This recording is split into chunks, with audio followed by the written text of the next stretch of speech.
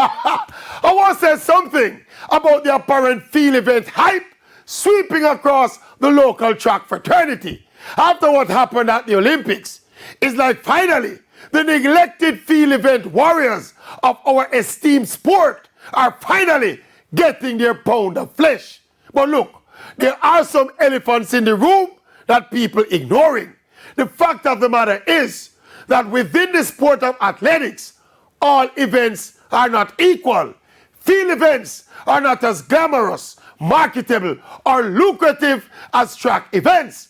Our sole Olympic champion in Paris, Roger Stoner, as well as our shot put bronze medalist, Rajendra Campbell, were both unsure of their future in the sport before the Olympics. Not sure they are any more sure after. Now that would never happen to a 100 meters gold medalist, or even a 400 or an 800 bronze medalist. And I'm saying all of this to say, while we celebrate our field events success, let us not pretend it has replaced or compensated for our several troubles on the track.